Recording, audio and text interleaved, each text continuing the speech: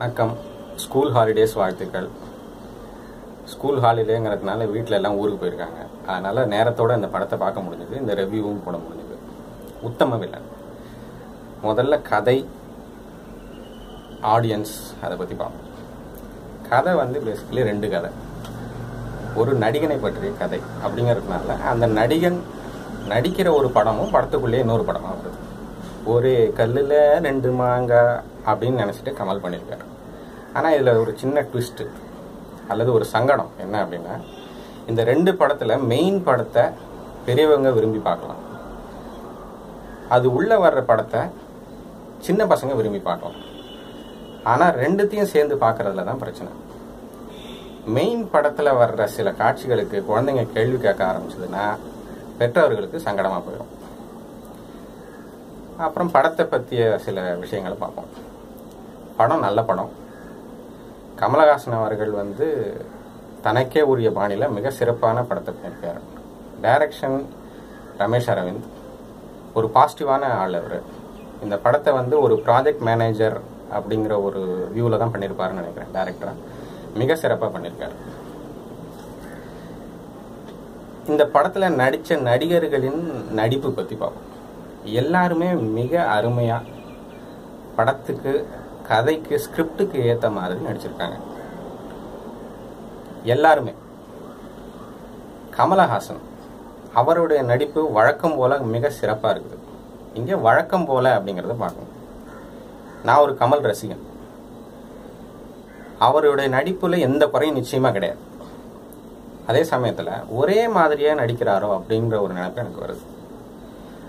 அவர் சிரிக்கிறதா இருக்கட்டும், அழுவுறதா இருக்கட்டும், சீரியஸான ரோல்ஸு, காமெடி ரோல்ஸ் எதுவாக இருந்தாலும் எனக்கு ஏதோ அவரோட பாடி லாங்குவேஜ்லேயோ இல்லை ஸ்லாப்ஸ்டிக் பண்ணும்போதும் சரி பெரிய டிஃப்ரென்ஸ் இருக்கிற மாதிரி தெரியல. நிறைய டிஃப்ரெண்ட்டாக அவருக்கே உரிய சில பேசிக் கேரக்டர், சின்சியாரிட்டி, அது மாதிரி கேரக்டர்ஸில் ரொம்ப வழக்கமான ஒரு சோகமான காட்சி வந்தது அப்படின்னா, இதுக்கு முன்னாடி படத்தில் அவருடைய சோகமான காட்சிகளை பார்த்தீங்கன்னாலும் அதே மாதிரி தான் நடிச்சிருப்பார். இதில் நிச்சயமாக இம்ப்ரூவ் பண்ணியிருக்காரு, அதில் எந்த சந்தேகமும் கிடையாது.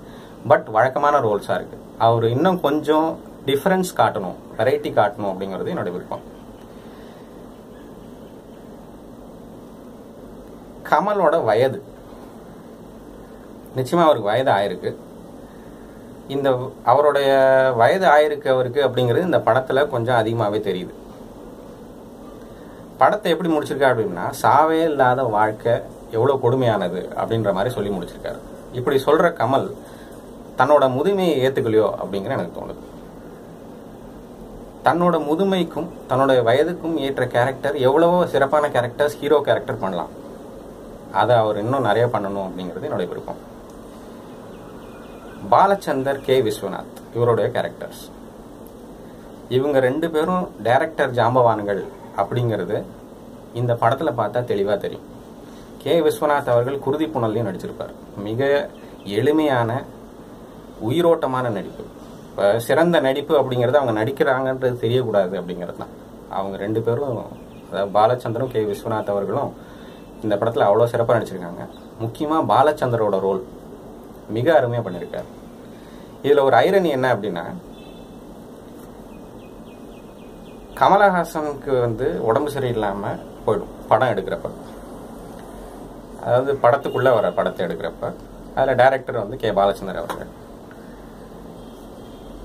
அந்த சமயத்தில் பாலச்சந்தர் கமலஹாசன்கிட்ட சொல்லி அனுப்புவார், கவலைப்படாத, நான் அருமையாக அந்த படத்தை முடிச்சு தரேன், நீ உன்னோட வைத்தியத்துக்கு போயிட்டு பாரு அப்படிம்பார்.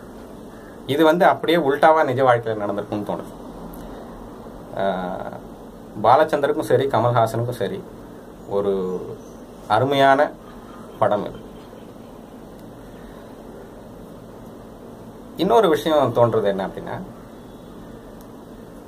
இதை ஏன் கமலஹாசன் ஒரு நடிகனின் கதை அப்படின்னு தைரியமாகவே எடுத்துடக்கூடாது? ஒரு நடிகனோட வாழ்க்கையை அலசிருக்காரு. ஒரு நடிகன் அல்லது ஒரு கலை உலகத்தில் உள்ளவன் அல்லது ஒரு அன்பான எந்த ஒரு மனுஷனுக்கும் ஒரு காதல் அப்படிங்கிறது சாத்தியம் இல்லை அப்படிங்கிறத சொல்லியிருக்காரு. அதில் தப்பும் இல்லைன்னு சொல்லியிருக்காரு. அதாவது நீ எந்த காதலையும் ஏமாத்தலைனாலும் துரோகம் பண்ணலைனாலும் அதில் எந்த தப்பும் இல்லை அப்படிங்கிறத சொல்ல முடிஞ்சிருக்காரு. கடைசியாக அவர் கேரக்டரை சாகடிச்சிடுறாரு. இதை 2 கதையாக அதை 2 படமாக படத்துக்குள்ளே பண்ணாமல் நடிகரின் கதைன்னு ஏன் தைரியமாக பண்ணியிருக்கக்கூடாது அப்படிங்கிறது ஒரு நினைப்பு, ஒரு தோணுது நமக்கு. மற்றபடி அருமையான படம், எல்லாரும் அவசியம் போய் பார்க்க வேண்டிய படம். குழந்தைகள் நிச்சயமாக அந்த படத்துக்குள்ளே வர படத்தை நிச்சயமாக என்ஜாய் பண்ணுவாங்க. ஆனால் பெரியவங்களுக்கு அவ்வளோ சுவாரஸ்யமாக இருக்காது. அதே சமயத்தில் மெயின் படத்தை வந்து பெரியவங்க என்ஜாய் பண்ணலாம், குழந்தைங்களுக்கு அவ்வளோ சுவாரஸ்யமாக இருக்கிறது. நிறைய கேள்விக்குறிகள் வரும் குழந்தைங்களுக்கு. கமலஹாசன் அவர்கள் தன்னுடைய தோற்றத்துக்கு ஏற்ற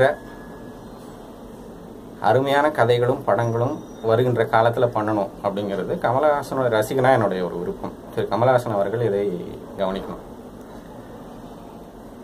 படத்தோட ரிவ்யூ அவ்வளோதான். இந்த சேனல் உங்களுக்கு பிடிச்சிருந்துன்னா சப்ஸ்கிரைப் பண்ணுங்கள், வீடியோவை ஃப்ரெண்ட்ஸுக்கு ஷேர் பண்ணுங்கள். சினிமா மட்டும் இல்லாமல் வேறு சில விஷயங்களும் இதில் அலசுவோம். நன்றி, வணக்கம்.